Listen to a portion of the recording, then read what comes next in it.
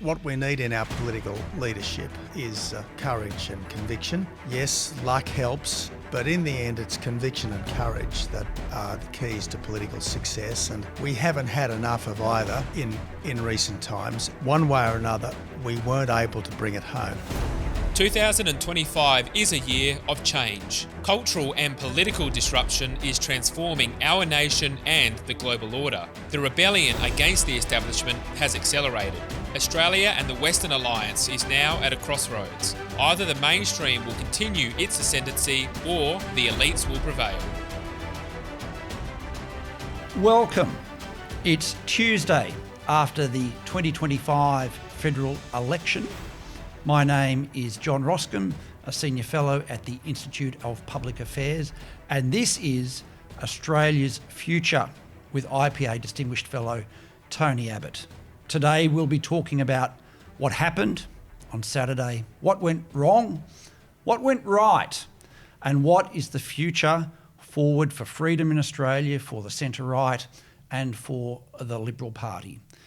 Tony, welcome. How are you feeling first and foremost? Well, I suppose I'm a little depressed, as I think every Liberal Party member and supporter is. There's no doubt it was a dreadful result. I suppose what's making the pain worse for us is that we all thought at Christmas time that we were in with a very good chance. I think at Christmas time, if the polls are to be believed, the public had decided that the Albanese government did not deserve to be re-elected. Unfortunately, this year, we didn't persuade them that we, the coalition, were ready to govern. So look, a very disappointing result, and Australia is now saddled with 3 years of the Albanese government, 3 more years of the Albanese government, and while I'd like to think the Albanese government would do a much better job this time than last time, that's not normally the case, and what I suspect is that there'll be more economic stagnation, more social fracturing, and more, I think, strategic inertia, to put it at its kindest.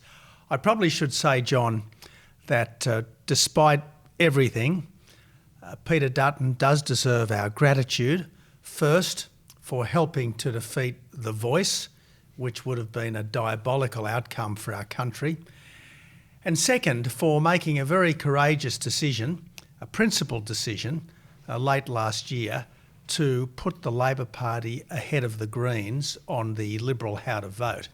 And if, as is likely, the Greens lose some or even all of their House of Representatives seats, that won't be because Anthony Albanese campaigned against the Greens. He didn't. He made a tactical alliance with the Greens. It'll be because the Liberals put the more responsible party, the Labor Party, ahead of the less responsible extremist party, the Greens.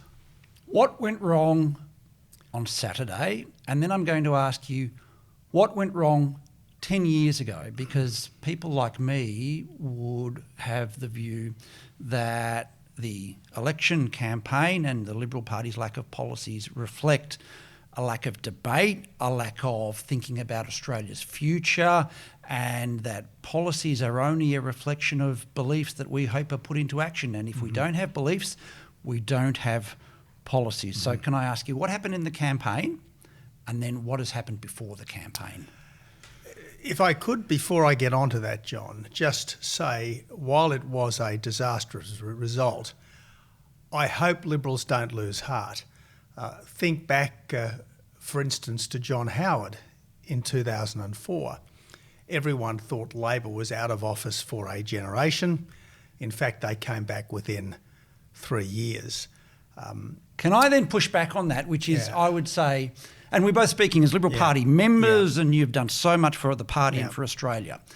But for someone like me, isn't that part of the problem, that we keep on saying, don't worry, don't go back and find out what we believe in. Don't have the arguments between the left and the right. Don't talk about why we abandon freedom of speech and freedom. And we've just had 3 years of nothing happening. Peter Dutton saying, keep quiet, don't rock the boat, and we'll just get in to government. So I'm going to push back and say, why don't we actually say this is really, really bad, and we almost have to Well, some have said burn it down. I wouldn't go that far, but say start again rather than just saying, if we just do the campaign a bit better, if we have a slightly different leader who's a bit more likeable, everything will be okay.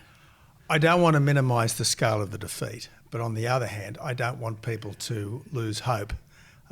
And it is important to remember that what seems dire today can change quite quickly. For instance, it's only 18 months back that it was Labor that had completely lost touch with the people by supporting the divisive race-based voice. And the Liberals didn't take any lessons from the voice. Peter Dutton never spoke about the voice. He sidelined Jacinta. He refused to talk about culture. He had 17 different positions on welcome to country.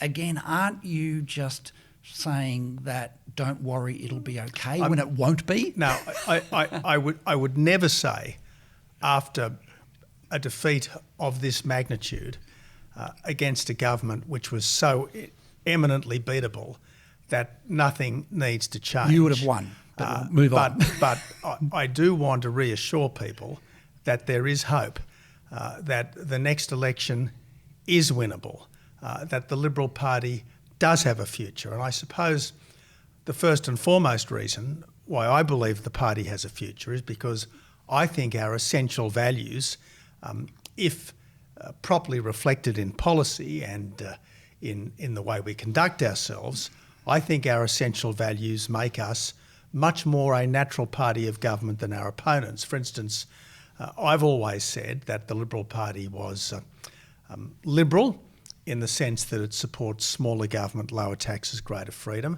Conservative in the sense that it supports the family, small business, institutions that have stood the test of time.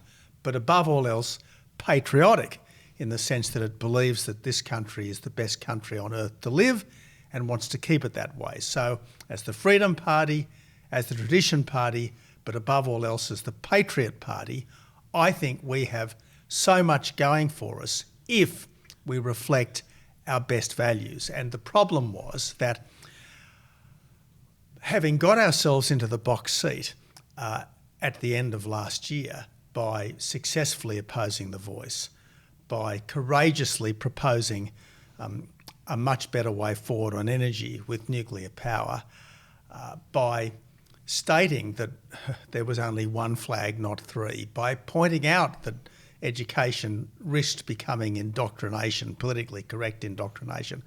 I think we'd built a good foundation. The problem was that this year I don't know whether we became complacent because we thought we were in front.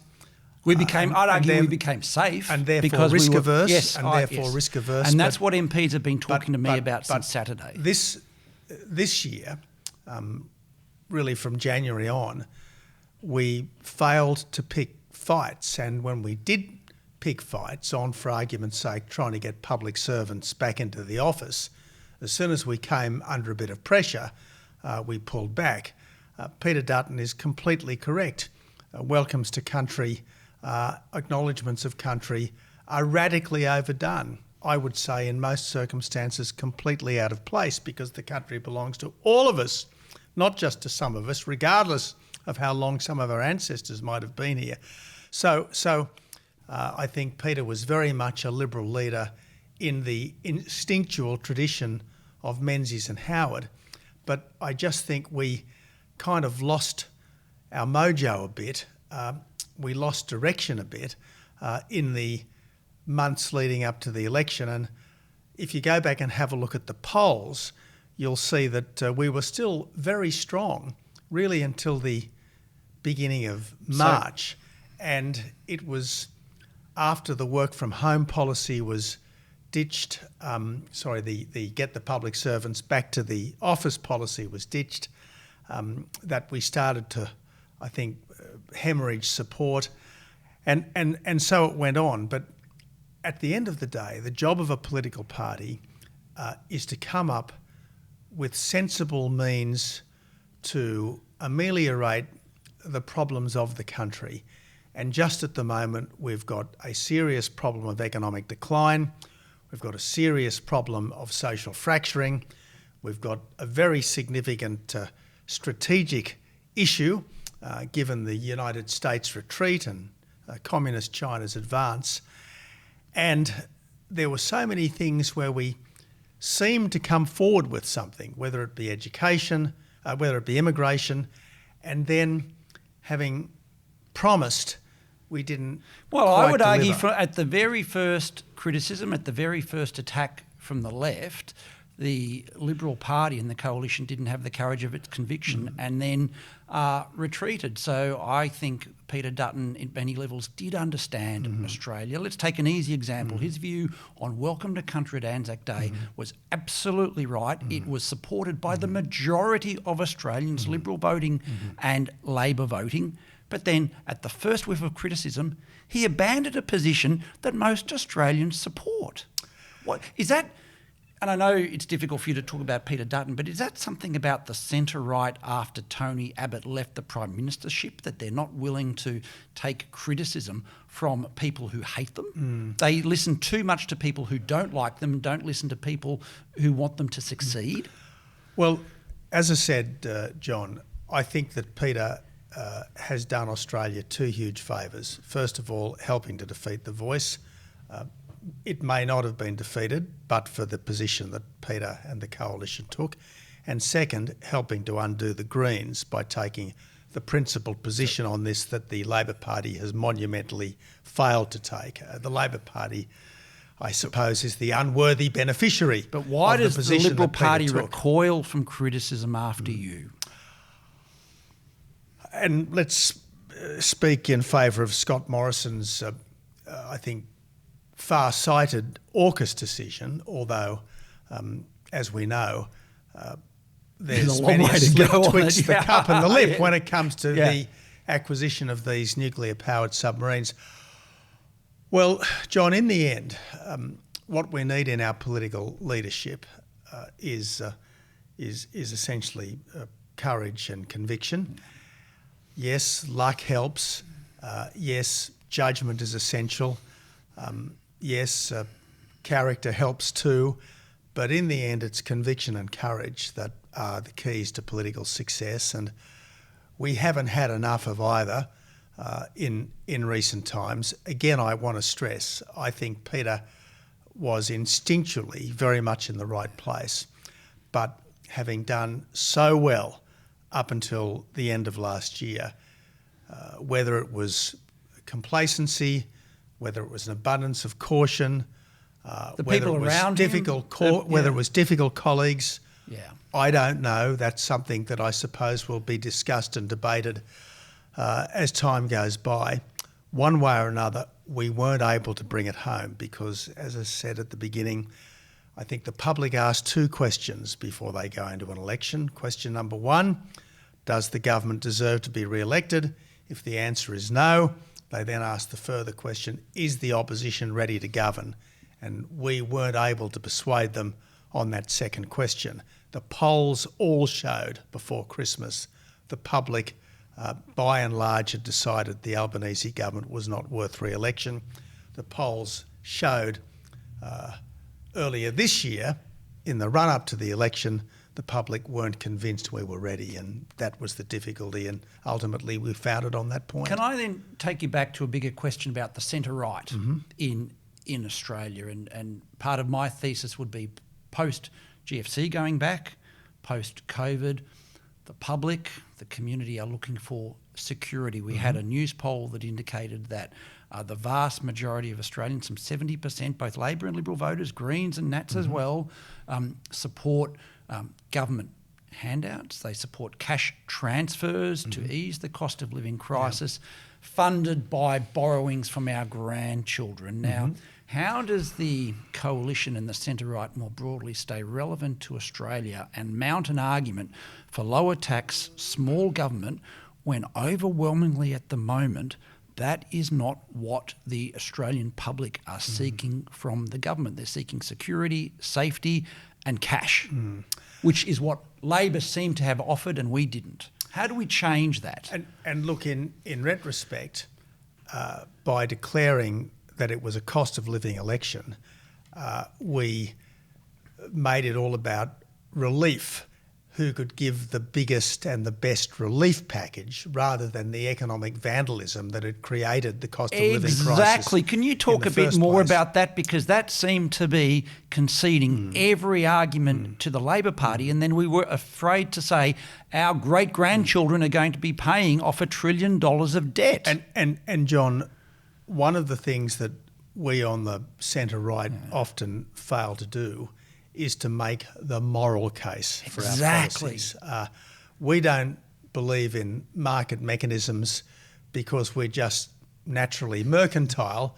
We believe in market mechanisms because, generally speaking, they produce a better outcome for people. And if people have a better economic outcome, it's easier for them to have families, to have strong communities, to be nice to their neighbours and so on. So prosperity builds virtue. Prosperity is a moral argument. Poverty when did we stop talking about the vice. Morals exactly. of growing the economy?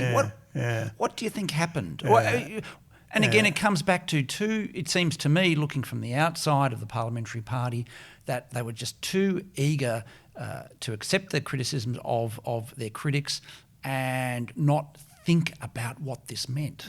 So to come back to my question, how do we then communicate to the public that what the Labor Party has done for 3 years and will do for the next 3 or 6 is unsustainable and will make us poorer, will divide us and increase social inequality? Well, we should already know that what the Labor Party are doing is making us poorer, because all the statistics showed that we're something like 8% down in living standards. The worst performing OECD economy. In terms of real disposable incomes over the life of the Albanese government so far. What we weren't able to do was convince people that we were going to be better.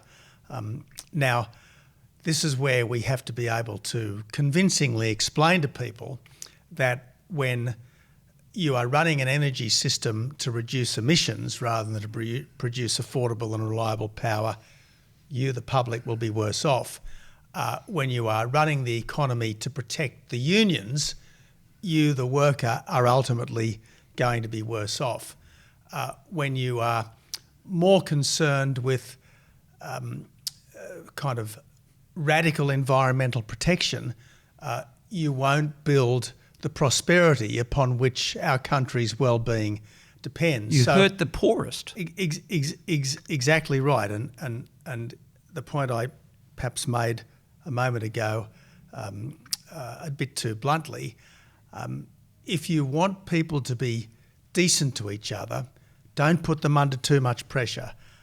Don't divide them. A society where people are relatively well off is going to be a society which is kinder and gentler and more decent than a society where people have got to scrabble for their daily bread, so to speak. So look,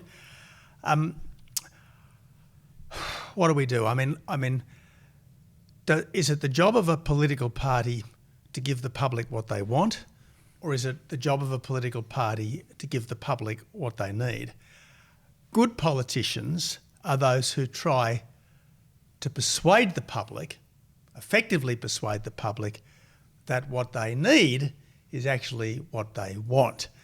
And Bob Hawke and Paul Keating in their heyday were able to do that.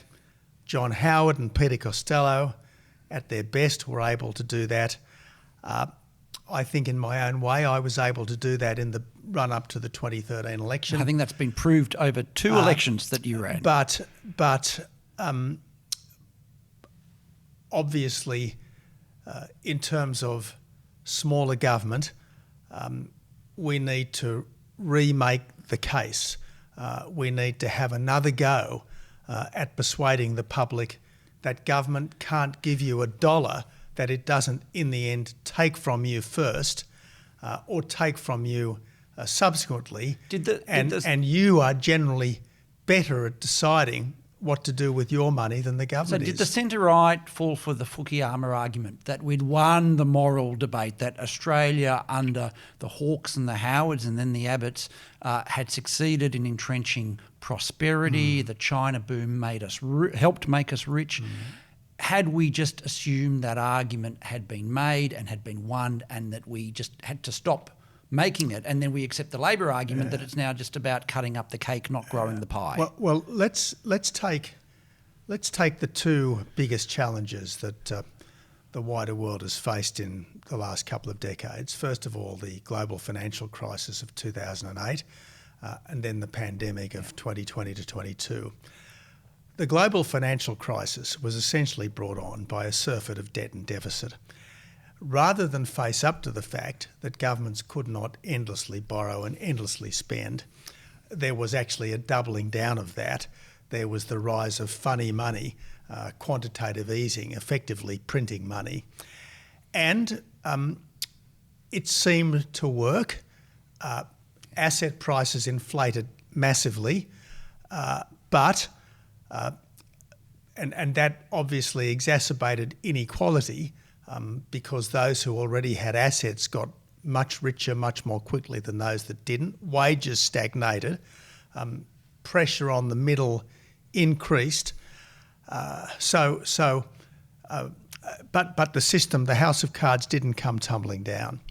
Then, of course, we had the pandemic, and basically, instead of handling it the way we had planned. As Health Minister, you had a plan that was dumped. We essentially all adopted the Wuhan plan, was to lock everyone up for the duration. Pay them to not work. And in the meantime, a government would pay people not to work. Now, the trouble with paying people not to work is that a lot of people don't mind being paid not to work.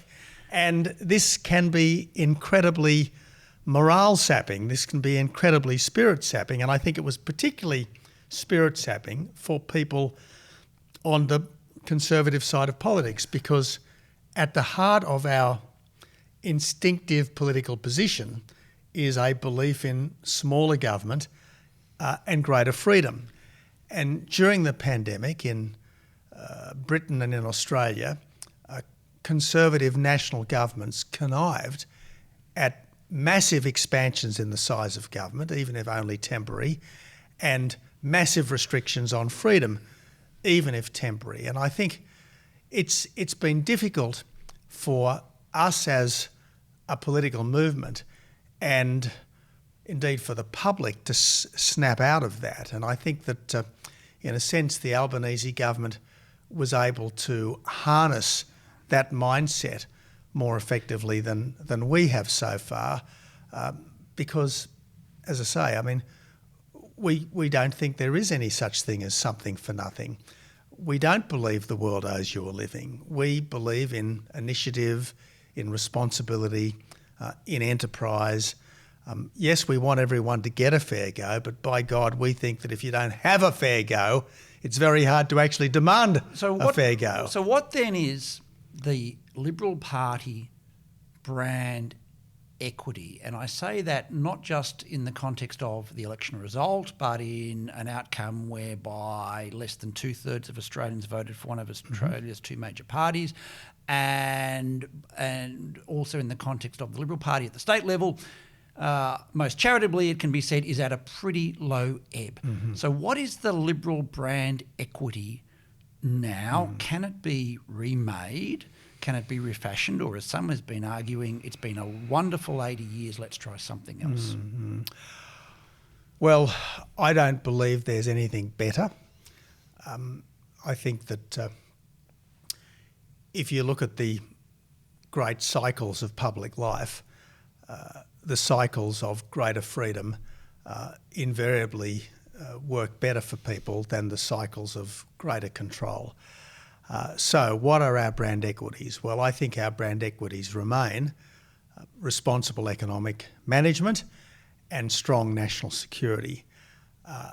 The problem was in this recent campaign, by appearing to engage in what looked like an auction to give the public the biggest handout, we put that at risk.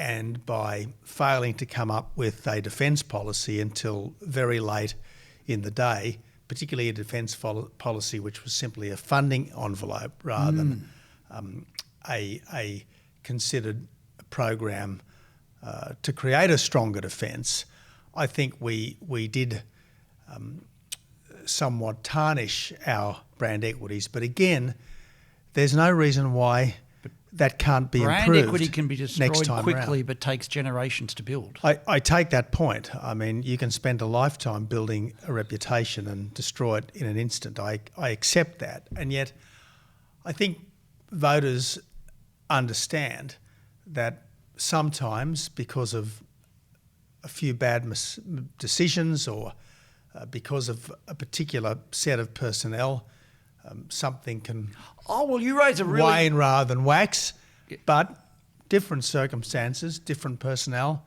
So this is can something produce a very recovery. important, again, that candidates and MPs and Liberal Party members and volunteers have been talking to me about. Should the Liberal Party have owned up to its mistakes? Mm-hmm.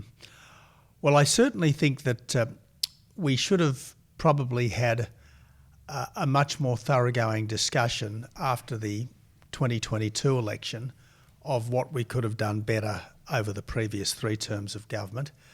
Plainly, we would have been better off without a revolving door prime ministership.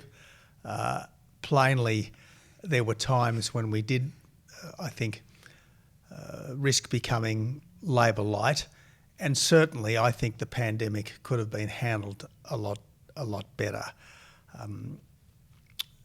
And after the initial lockdown, certainly after the initial lockdown, it was obvious that COVID was a relatively mild pandemic.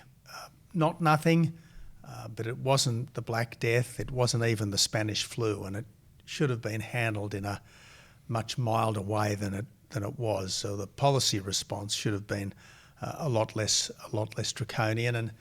And certainly, if you look at the one country that did effectively stick to the pandemic plan, Sweden, there was much less social dislocation, much less economic dislocation.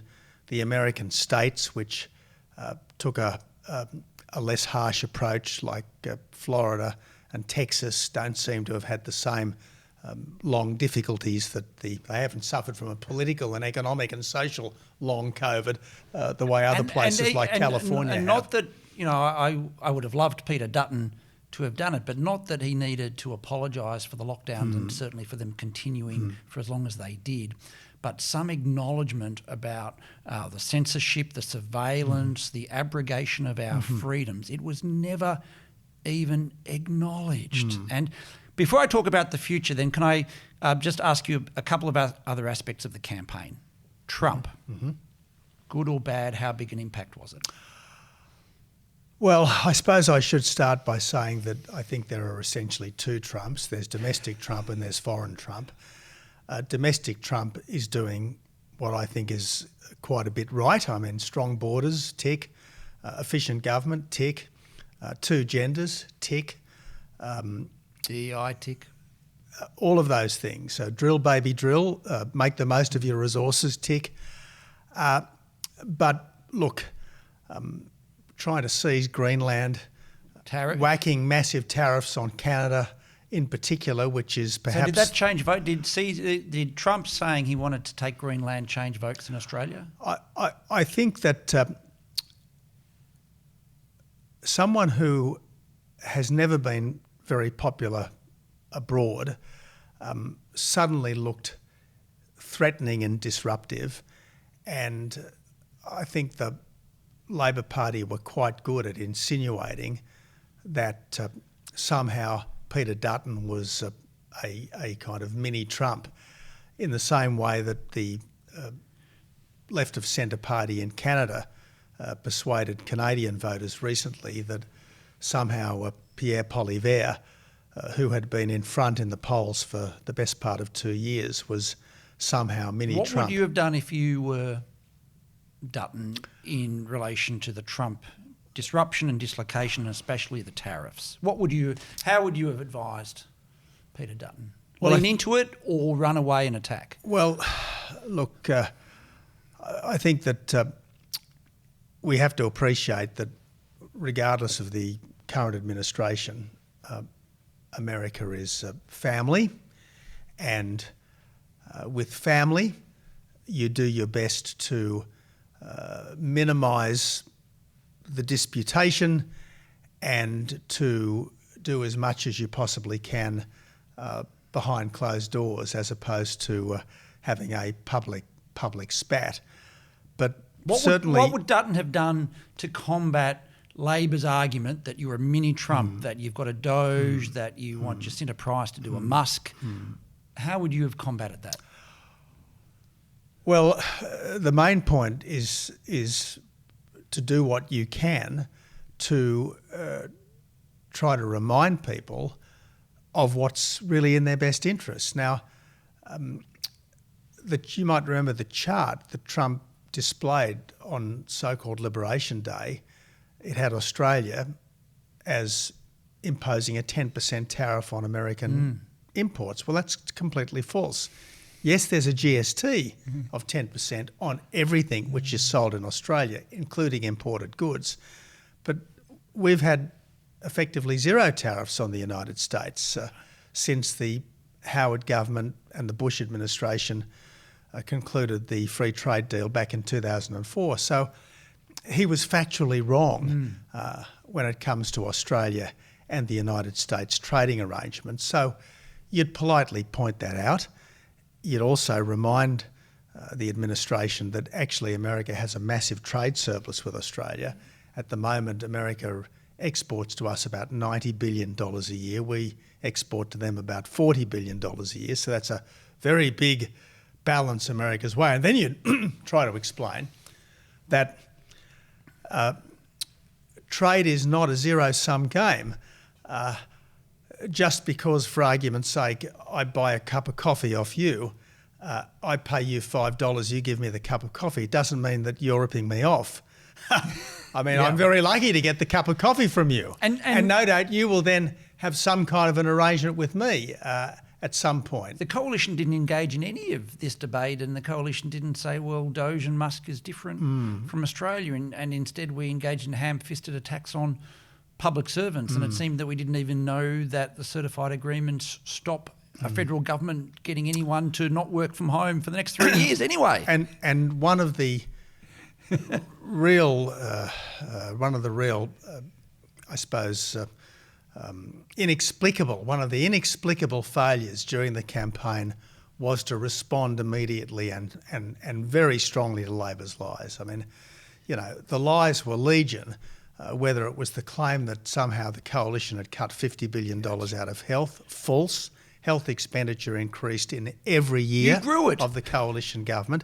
Yes, it increased at a much slower rate than the former Labor government had promised, but it certainly was not cut. Then there was the lie that the nuclear power initiative would cost $600 billion. Well, I mean, the source for that was the Smart Energy Council, a renewable industry lobby group, and they actually said that the cost would be somewhere between $116 billion and $600 billion. Now, the $600 billion was based on taking the worst cost blowouts in the nuclear sector and then adding some. It was completely fanciful. So it seemed to me, and that wasn't called out, as an outsider, that the Liberal Party campaign thought that if you didn't rebut a criticism, then it was a way of not talking about it and giving credence to the attack rather than confronting it, acknowledging it, and taking it on. So final question about the campaign, and then we'll talk about the future of the centre-right in Australia, including the Liberal Party. I could be wrong, but I don't think you ever blamed the media for anything, ever. And if anyone had grounds to talk about the hate media, it was you, Tony Abbott. You debated anyone anywhere, you appeared on all the channels, left, right and in the middle. You understood the cut and thrust of the media. You were a journalist yourself. How did we think that it would be valuable attacking the media? Yes, the media is unfair sometimes. Yes, it's biased. But that's the game. And it just seemed that there was a lack of understanding of the role. You know, if you're blaming the media, then isn't that on you for not communicating better. But firstly, correct me if I'm wrong, did you ever complain about the media? I could be wrong. Well, two things, John. I didn't appear on Q&A as Prime Minister because I said that was a bridge too far. I said that they should move it out of Ultimo and do it in, say, Penrith, and they shouldn't have that feed underneath kind of stroppy messages from people. From Greens voters. So that was one thing that I did refrain from doing, appearing on Q&A as Prime Minister. And look, I did say in my final statement as PM that the media needed to avoid being the assassin's knife. Okay. Because right. a reference to the propensity of the press gallery to deal with leaks, not by dobbing in the leaker, but by reporting these unsourced statements in ways which obviously were extremely damaging for me and for my government. But you also knew that was part of the process? Well, I mean, for good or for real? One of the things that I suppose I would have said to the media if I had more time was, look, anything that is said to you by any of my ministers, I want you to regard it as an on-the-record statement, because frankly, if people are not prepared to own what they tell you, they shouldn't tell it to you. But more broadly, this attitude now that we attack the media, and we think it's a good idea. And this idea that we should help people who are being dishonourable, further the interests of people who are being dishonourable by acting as their assassin's knife, as I said at the time, I just think so. That's all wrong. true, but the broader question of in the end, coalition attacks on the media. But in the end, it's a bit like a football team attacking the referee. It doesn't do you any good. It might be understandable. Might be justified. Occasionally, it might even be justifiable, but it doesn't do you any good. And so I think this was, if you like, another unfortunate aspect of the campaign. But before we finish on the campaign... well, what would you add about the campaign, and then we'll talk about the future? I thought Peter Dutton was both courageous and correct in saying last year that if we were going to get to net zero and keep the lights on, the only way of doing it was via nuclear energy, emissions-free nuclear energy, the only proven emissions-free form of electricity generation that would work here in this country. So I thought it was a very significant positive initiative.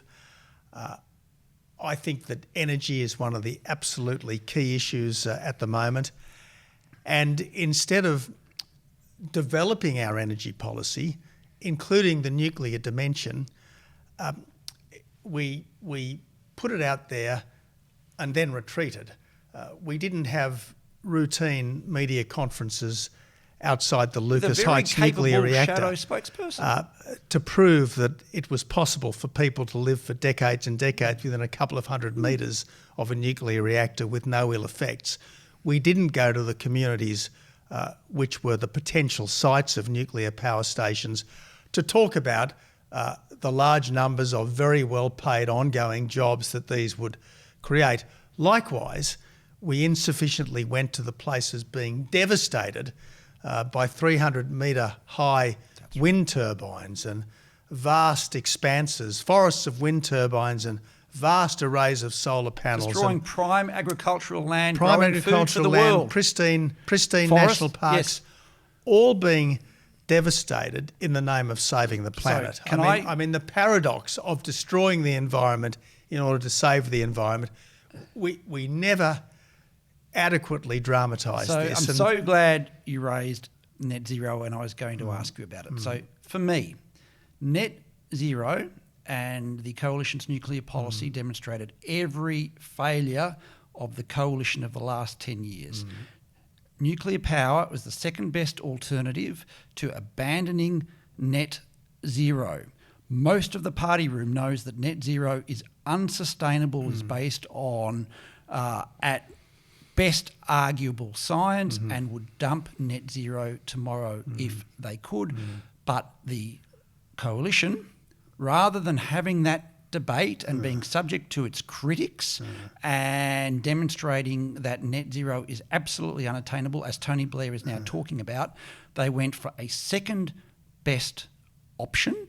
They went for a second best option that they then argued for a little bit, but exactly as you said, then didn't prosecute and cost us many more, and being on the booths on the weekend cost us many more votes than Donald Trump, because you're dead right, this $600 billion figure got into the public debate and the coalition didn't rebut it. So now all the policies are on the table. Should the coalition dump net zero, yes or no? Well, my energy policy would have been A, no more coal-fired power stations to close until there's a reliable alternative. B, get more gas out of the ground with extreme urgency.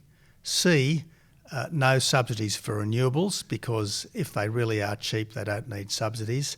And D, end the nuclear ban. So I'm going to take that as a yes, but you don't have to reply. Well, and if asked about net zero, I would have said something like this. Look, sure, we want to get to net zero as soon as we reasonably can. The Chinese say they might get there by 2060. The Indians say they might get there by 2070. We'll get there as soon as we reasonably can. But I tell you what we will never do in order to get there. We will never hurt your standard of living, destroy your job, or drive our industries offshore. The future. What is now the future? What should, and I'm not going to ask you, unless you'd like to answer who Liberal MPs should vote for as next leader, but I can ask you, what should they be looking for in the next leader? And then I'm going to talk to you and ask you about the future of the centre-right more broadly. So what should Liberal MPs be thinking about? What should party members or members of the public be talking to the few remaining Liberal MPs there are about, who should lead this party?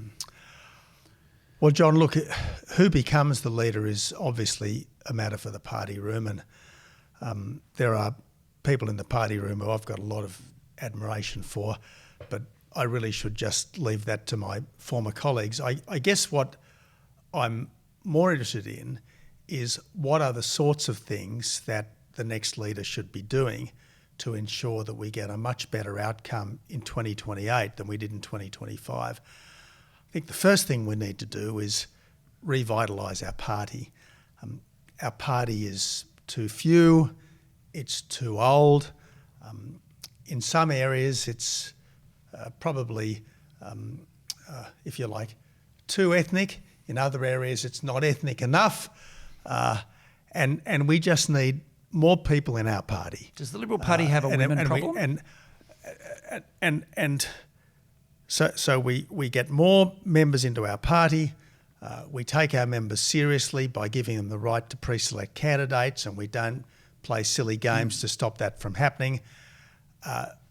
We appeal to people who normally vote Liberal and who are interested in public life to join the party and make a difference. And we also appeal to people who are personally interested in becoming members of Parliament to think of putting themselves forward. And then when we get people who have indicated a desire to put themselves forward, we actually put them through some kind of a program where they can understand more about politics, and I guess the members get a good chance to have a look at them, because we need a bigger, more committed party so that we can raise money. We have a bigger pool of potential candidates. That's really the first task. Does the Liberal Party have a woman problem? I don't think we should be saying, well, here's a special policy for young people, here's a special policy for women, here's a special policy for migrants. I think we need to identify what are the problems that beset our country, and then, having identified them, we need to come up with policies that will best deal with them, or at least best improve the situation, which are consistent with our values. And I don't think that women are any less interested in a strong economy than men. I don't think that young people are any less interested in a strong national security policy than old people. And as we've spoken about, a majority of young men voted no to the voice, Correct. as did 40% of young women. Correct. So I think it's barking up the wrong tree, so to speak, to say, Is that just a proxy for an ideological war we need from the left? We need a policy for young people. We need a policy for women, etc. I mean, if it's true that young people think there is a climate crisis, our job is to intelligently persuade them that whatever might be happening with climate, impoverishing ourselves is not the best way of dealing with it. I think that's the best way forward. And in terms of family issues, for argument's sake, rather than thinking we solve our women problem to the extent that it might exist by throwing more money at childcare, for argument's sake, I think the best thing is to try to ensure that all families have a fair go.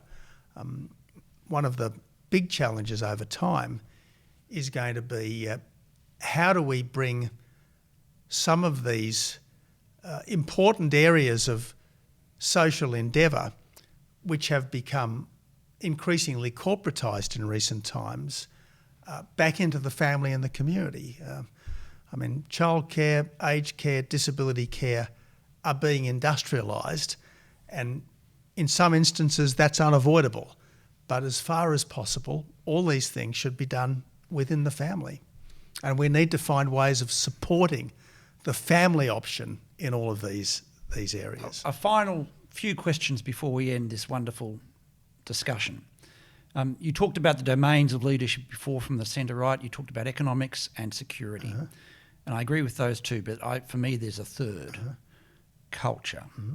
How do Liberals who care about our way of life and our culture and our values not be intimidated by the left? And how can a party survive when you have at least half of the party, membership and MPs, saying that the Liberals shouldn't talk about culture? So anytime Peter Dutton during the campaign tried to even raise the broader topic of education and our standards, you had people saying to raise the fact that Australians' mathematical skills, for example, amongst young people are plummeting, is to engage in the culture war. Can a party survive when half of the party doesn't want to talk about the mainstream values and then the challenges that Australia faces in relation to how we identify our history, our freedoms, and so on? Well, again, John, it's a question of having sufficient conviction and courage to be an effective leader, and staring down his or her critics. Political parties should be capable of walking and chewing gum at the same time. I don't think, for argument's sake, that arguing over whether the Indigenous flag should be flown permanently on the Sydney Harbour Bridge, for instance, I don't think that's necessarily going to swing an election. Nevertheless, I do think that it's a perfectly legitimate subject for a politician to have an opinion on. And I think it's really important. I mean, when you talk to, sorry to go on about this, but from 2 years ago, I had Liberal MPs who said the voice isn't that important. Well, these things are important. What are they doing in the Liberal Party? Anything which divides our country and which suggests that some Australians have greater standing than other Australians, that suggests that there is anything other than one class of Australian citizen, is wrong, and it needs to be opposed. And we need to positively stand for the equality of every Australian, whether they are the most recent citizens or whether they are people whose ancestry in this country extends back 60-odd thousand years. Every Australian is equal. We are one people, we are one country, and we need to go forward together with equal rights for all. So, final two questions, Tony. I'm going to ask you about what we can do, the viewers and listeners of this podcast, supporters of the IPA and the Australian public more broadly. But before I ask you about advice for us, what's your role into the future? What will you be doing? Well, John, I will keep doing what I've been trying to do since 2019. I will try to be helpful to my former colleagues without getting too involved in day-to-day politics, because in the end I have to leave that to those who are currently frontline politicians. But certainly I guess the foundational principles of the party, fundamental questions of how Australia is governed, these are things which I will continue to engage in. What's our role for the future as we look forward to and as freedom for Australia? And as for the IPA, well, as an educational research body, the job of the IPA is to put forward strongly argued policy positions that will help our country, to encourage pride in our country, and I suppose to do its best to engender an active citizenship. And so I would say to anyone listening to this podcast, who you're obviously interested in our public life or you wouldn't be listening. If you're not a member of the IPA, please join the IPA. But if you're not also a member of the political party of your choice, please join it, because the quality of our democracy will be vastly improved if we have better political parties. And at the moment, all of our political parties are too small and insufficiently representative of the broader Australian public. Tony Abbott, thank you for what you do for Australia. Thank you for being with us for this wonderful discussion on Australia's future. Thank you, John. This is a production of the Centre for the Australian Way of Life at the Institute of Public Affairs. To find out more, visit australia.ipa.org.au.